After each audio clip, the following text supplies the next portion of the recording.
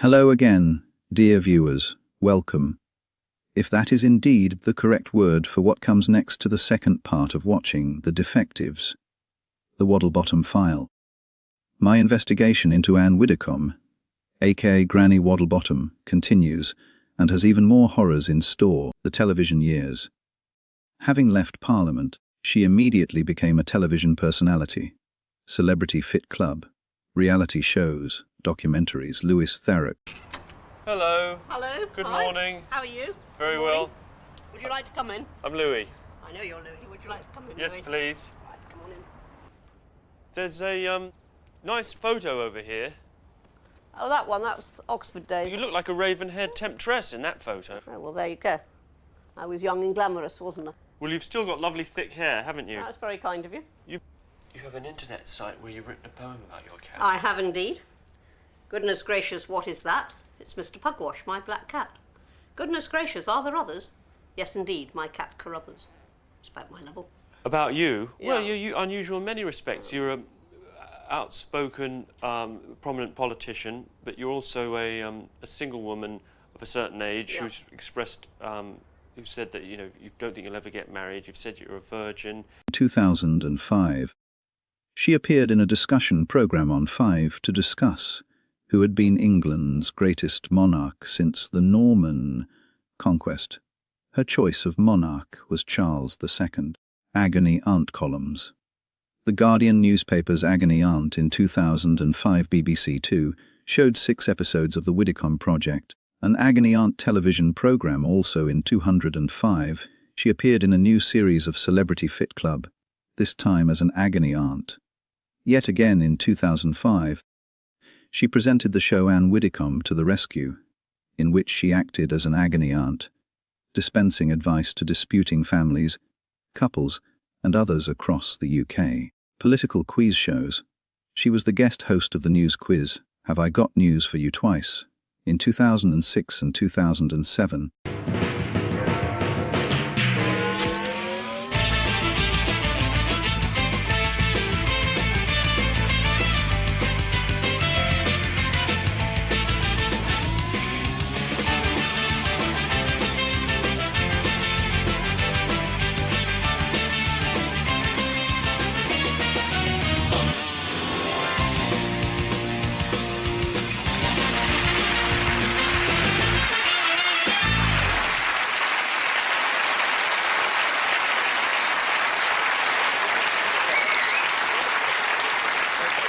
Good evening, and welcome to Have I Got News for You. I'm Anne Widdecombe. So how much in debt do you reckon the Labour Party is? It's a substantial amount. It's about 30 million. We won't Sweet. worry about the Tories, not Yeah, anywhere they're about now. 25, aren't they? And 10. 35. 35. 35. You've been very But frugal. we've secured ours. Against what? A building. What, the House of Lords? Her first appearance as guest host in 2006 was widely regarded as a success, though she called regular panellists Ian Hislop and Paul Merton the fastest wits in show business. Merton later revealed that he thought Waddlebottom had been the worst ever presenter of the show, particularly on her second appearance, where Merton claimed she thought she was Victoria Wood. Imagine me, Barrett Holmes, retiring from detective work and immediately appearing on Strictly Come Dancing. Actually, don't imagine that, as I have the proverbial 2 left feet, one made of lead. Granny Waddlebottom became a uniquely British phenomenon, the politician who somehow transformed into daytime television furniture, reality TV star. In January 2018, Widdecombe participated in the Celebrity Big Brother 20 first series. Good evening. I am a morning person in a sensible way. Well, the fact is the NHS can't do everything. You're a little bit of a bone picker in that you don't let things go. Do you guys swear in front of children? You have no manners.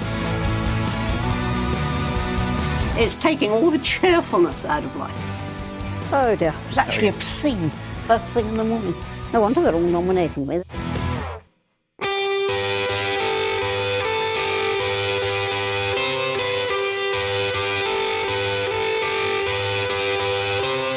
I'm going to ask Malika to give me a makeover.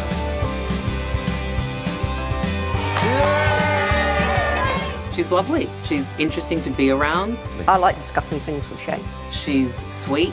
What are you meant to be, Andrew? A cat? I'll be a little bit more Anne. There's nothing horrible about Anne. Anne swore before. Blithering idiots. Nincompoops. You silly burger. And she's got a great set of pins. But we'll see. We just don't know. You have the perfect hairstyle for you. Convenient, it looks really good. Tiny bit of mascara. That's the bit you like. And smile. Ooh, Anne. It looks pretty, Anne. They all seem to like it, as indeed they should. Young lady, you look glorious.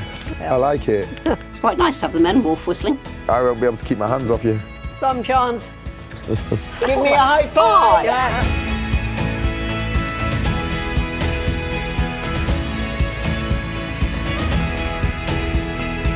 Why did you come in?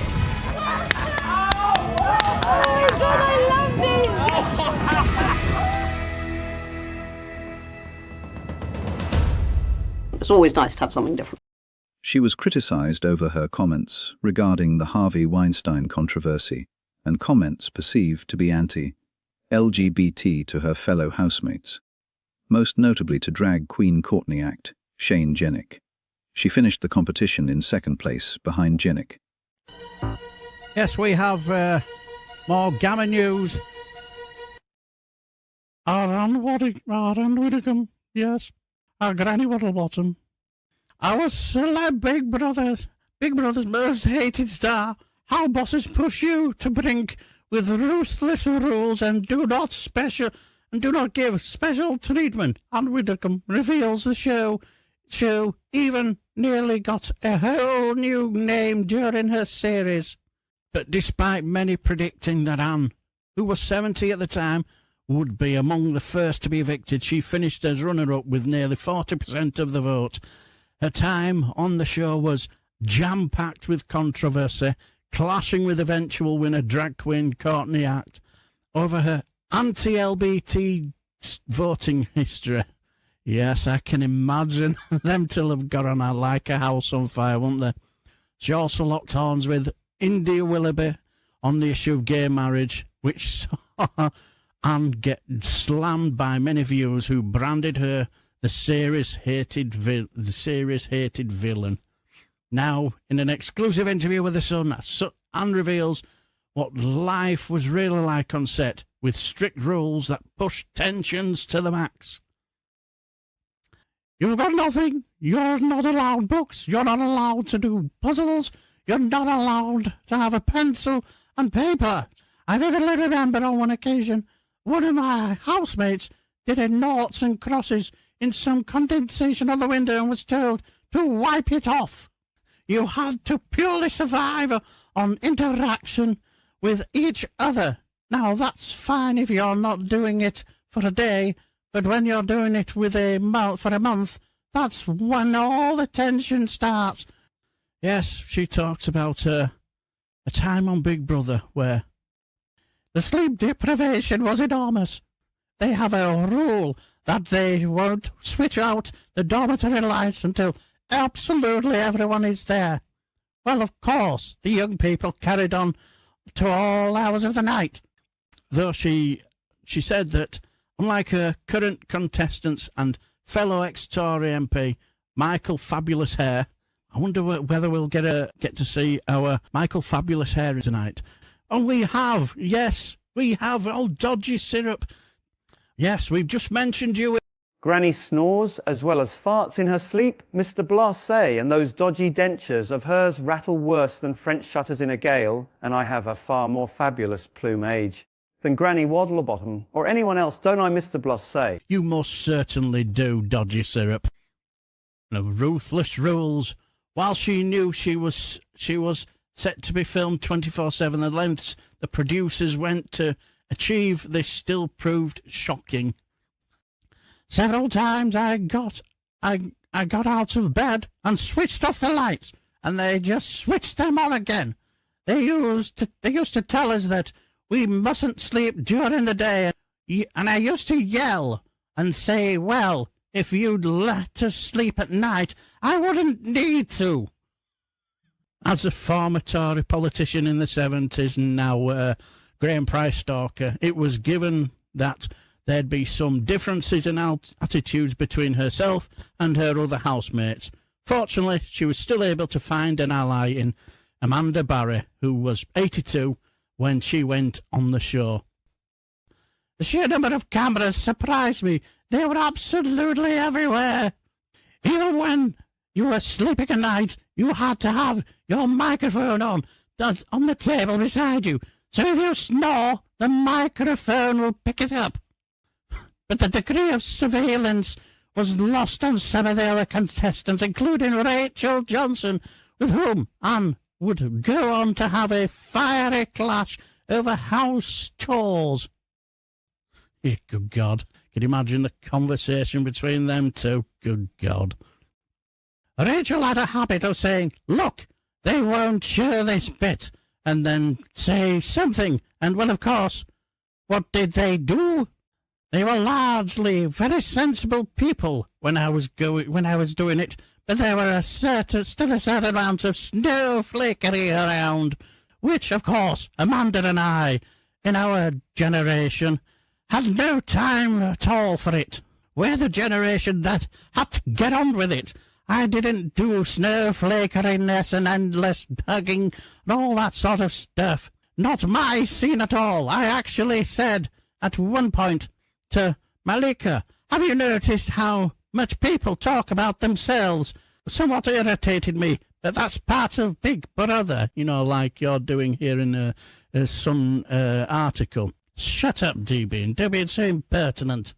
It was the moment when the housemates received letters from their families a few weeks into their confinement that really riled Anne up.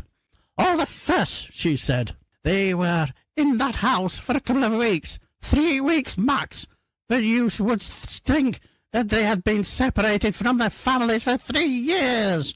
In my day, the kids in the dormitory at school used to see their parents once a year in the summer holidays. What, you got summer holidays, Anne? Were you rather privileged? We were lucky to get a broken yo-yo. Shut up, DB. Anne herself, however, knew that the producers had asked her niece to write a letter, and was terrified she'd be subjected to the same fuss about how much she was missed. I was dreading it, she said. Shane Lynch is in the house with you. Please, will you get me some tickets for Boyzone? Yes, sod you, Granny. I don't really care. Can you get me some Boyzone tickets? Clearly, niece has got her priorities right, hasn't she? Fans of the show are often under the impression that everyone is in the same boat and treated equally by producers. But this isn't actually the case, and some stars will, in fact, only yesterday it was revealed that Mickey Rourke demanded the house be modified to include a gym designed to strict specifications before he went in. And Anne's red lines, however, weren't quite so workout-based. She said, I laid down several things. First of all, I wasn't going to share a bed. Only if it was my gorgeous Graham from Power to the People, of course. He makes my dentures dance, you know. I mean, forget it. Absolutely not. Secondly, modesty. I said modesty. It's important to me, and I'm not going to be in a situation where there's any immodesty. I wouldn't have done it without those guarantees. I was the same on Strictly Come Dancing. I insisted on knee-length leggings and patched every single dress I wore. The show's big no-no, however, was contact with the outside world. But even here, the rules could be bent, and Anne herself needed to get a vaccination for an upcoming cruise, so under the watchful eye of a producer, briefly met with a doctor without exchanging a word. She was also committed to writing her newspaper column every week. Good God. And so would be taken outside to the closet and handed a laptop by the show's team. Lacked internet access and could only be used for typing. For all I knew, the Duke of Edinburgh could have died, she said. Yeah, isn't she a bundle of laughs, isn't she? Negotiating with producers ain't the only thing in common between Anne and Mickey, however. Like Anne, the actor has already sparked controversy earlier on in his case due to comments made towards fellow contestant Jojo Siwa. I have no idea who that is, till I watch Big Brother much. They were widely criticised as homophobic. I was the one with the traditional views and made it clear that I thought, and what I thought, I knew the audience might not be on my side on the view, but they were on the side with the liberty to speak, and I think it was that, together with the fact they didn't know what I was going to say next, that kept me in for so long. I'd been a politician, so I was used to it, but the fact is that whatever you say in the House, you've got to remember it's going to be broadcasted to millions. It's like, fucking hell, Granny, you're still going. It's like talking with your friends in the pub, or even just going on social media. It's like it's going to millions, therefore you need to be ready to answer what you say. And her advice to the housemates in general, don't bother trying to hide the real you, because it'll show itself one way or the other. Yeah, you're not wrong. For one day, you just have to be yourself. They're going to find out anyway. You cannot sustain an act day and night, waking and sleeping, doing tasks and socializing. You're not going to be able to sustain it to a whole month, a persona that isn't yours. If you're a grumpy old woman, you just be a grumpy old woman from day one, because you're going to become that eventually anyway. She also added that it was only thanks to the show's theme that year, celebrating 100 years of women's suffrage. I nearly said women's suffering then. Fucking idiot. Of women's suffrage, that she ended up agreeing to go on, revealing that there were even talks of renaming it to Big Sister. I've always said the reason why I did Big Brother on Strictly was terribly simple. I'd never seen any of them before, and if I had, I probably would never have done them. And that was gammon time. I thank you. Strictly. And yes, we must discuss it. Strictly Come Dancing. In October 2010, she appeared on BBC One's Strictly Come Dancing, partnered by Anton Dubake, winning the support of some viewers, despite low marks from the judges. After 9 weeks of routines strongly flavoured by comedy, the couple was eliminated in the bottom 2. One of the most gloriously bizarre chapters in British public life. Granny Waddlebottom dancing, or doing a very rough approximation of dancing. The nation is watching, sick bags at the ready. Professional dancers are trying heroically to preserve the laws of physics. Granny is not a lightweight performer. Those of you who were lucky enough not to have had your retinas burned by witnessing Granny's performance on Strictly might ask, was she any good? One would hardly describe this event as good, let's just say that. She was memorable.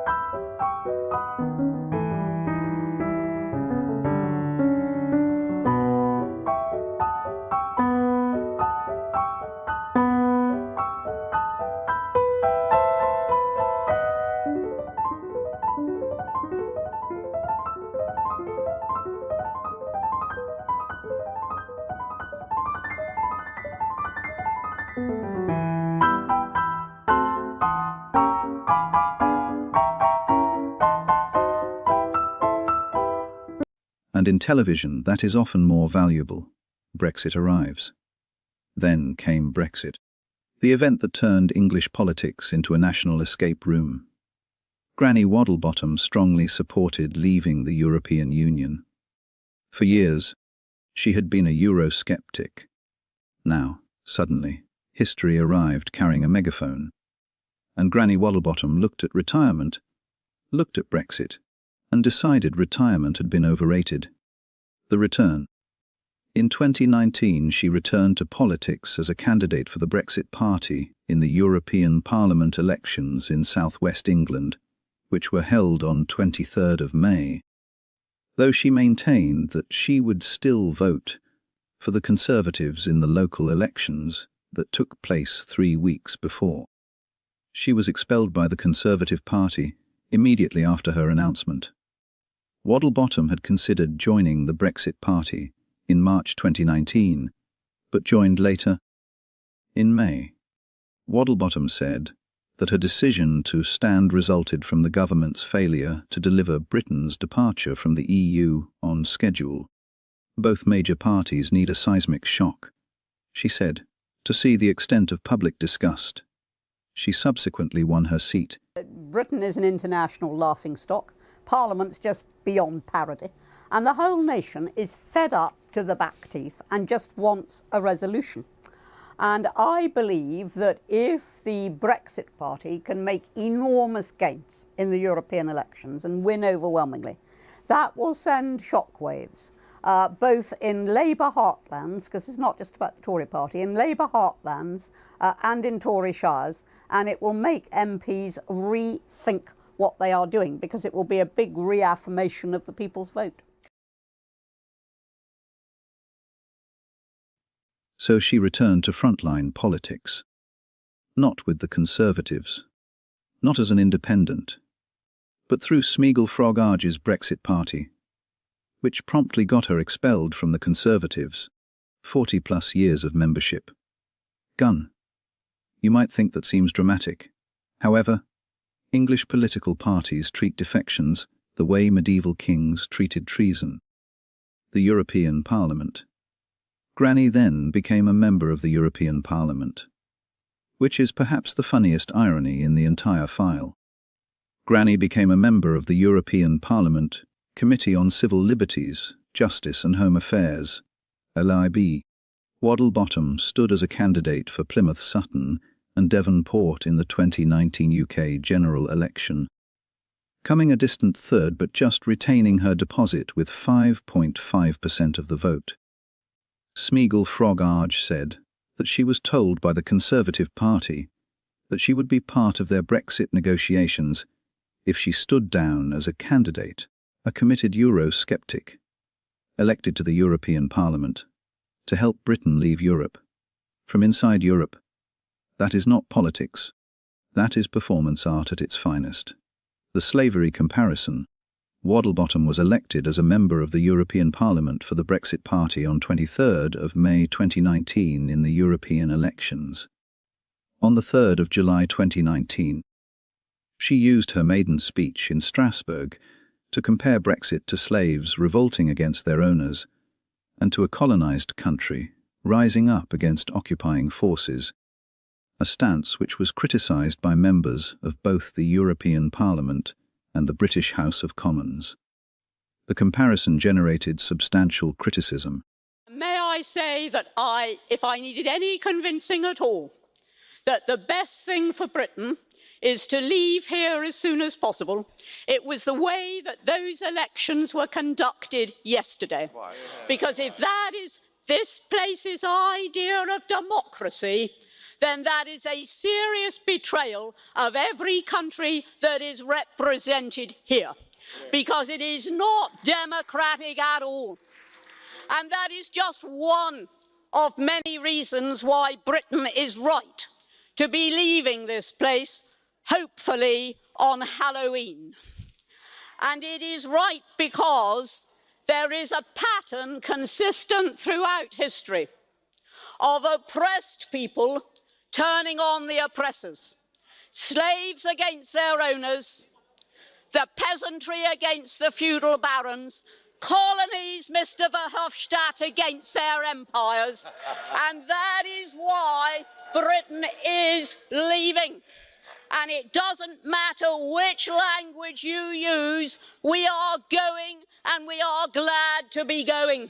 I represent the southwest of the United Kingdom, Piano, facciamo and I concludere. found on my Grazie. very first day that this place has decided, at least this place hasn't, the powers that be have decided to actually increase the size of fishermen's meshes, thereby reducing their income by 40%. That's what you do here. That's why we're going. Grazie, News concluda. out long, wir gehen, we're off.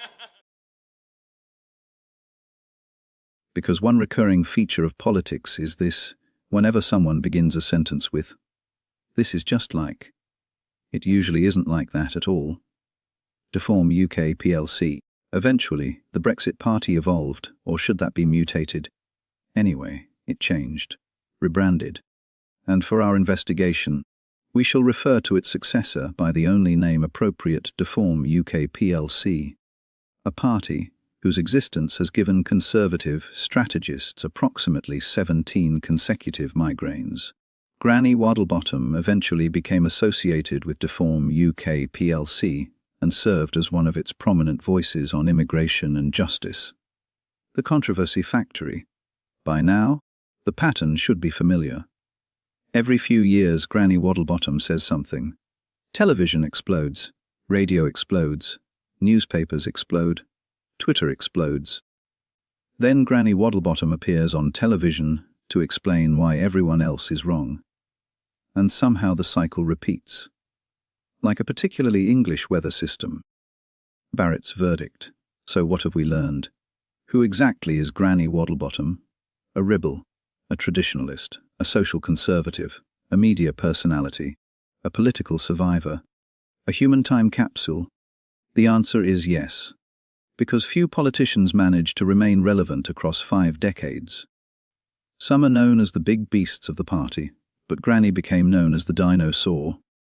Fewer still survive changing eras, and almost nobody manages to move from Westminster to reality television to Brussels to Deform UK plc, while remaining instantly recognizable, even if Granny has a face that launched 1,000 ships.